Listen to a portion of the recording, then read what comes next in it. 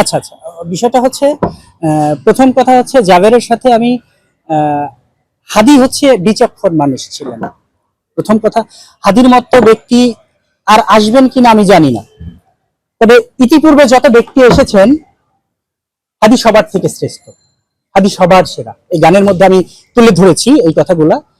তো যেহেতু আমি একজন হাদিকে নিয়ে কাজ করছি, হাদি কাজ কর, তো সেহেতু আমি অনেকবার চেষ্টা করেছি জাবেরদের সাথে যোগাযোগ করার জন্য আমি এই বিষয় নিয়ে, কিন্তু ওরা কোনো হাদি কেন্দ্রিক কোনো আলোচনা করতে গেলে মানে বিষয়টা হচ্ছে ওরা অ্যাভয়েড করে যান, আমার সাথে অ্যাভয়েড করে যান। আমি এই যে গানটি করেছি, এই গানটি আমি ওদের সেন্ড করেছি, এই গানটি আরো ওদের উদ্গ্রীব হয়ে ওরা এই গানটিকে প্রকাশ করার জন্য নিজেরা চেষ্টা করবেন। এটা হচ্ছে হাদি প্রেম, এটা হচ্ছে ইনসাফের প্রতি প্রেম, ভালোবাসা। কিন্তু ওরা সেটা করেননি, ওরা ডিনাই করলেন। ব্যাপারটা হচ্ছে যেহেতু ওরা যদি হাদির রাজনীতি করে থাকেন তাহলে এখানে কাউকে ছোট করা না, কাউকে বিশেষ করে যার যে অবস্থান ওই অবস্থানকে তুলে ধরা হয়েছে হাদিকে ফ্রন্ট লাইনে রেখে, তো ওরা সেটা নিয়ে কাজ করেননি।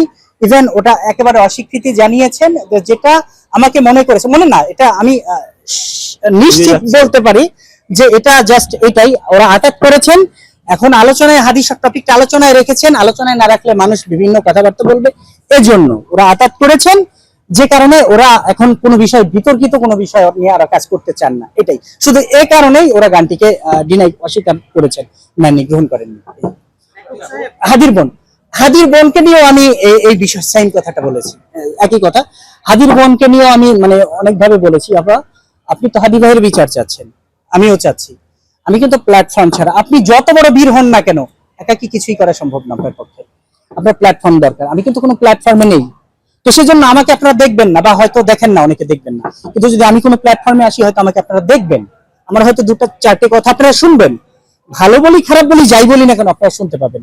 তো আমি হাদি ভাই বিষয়ে আমি আপাকে বললাম, তো উনি আসলে এই বিষয় নিয়ে কোনো কথা বলতে চান না, শুধু এইটা সেটা বিভিন্ন জাবের কলুষিত করেন ওনাদেরকে, উনি কলুষিত করেন জাবেরকে। আর হাদি ভাইয়ের এই বিষয় নিয়ে উনি আমাকে বিষয়টা হচ্ছে উনি আগ্রহ প্রকাশ করেননি কোনো প্রকারে, যে না হাদিকে নিয়ে আমরাও চাই বিচারটা হোক, মানে উনি পিছিয়ে যাচ্ছেন।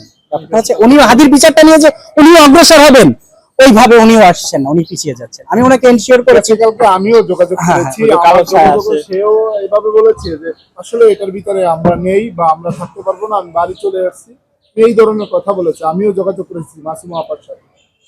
হাদি ভাইয়ের বোনের এরকম পিছিয়ে যাওয়ার পিছনে কি কারণ মনে করেন? সেটা তো আমরা বলতে পারবো না, সেটা তো আমি বলতে পারবো না কি জন্য পিছিয়ে গেছেন, সেটা একান্তই তার ব্যক্তিগত ব্যাপার, সে বলতে পারবে।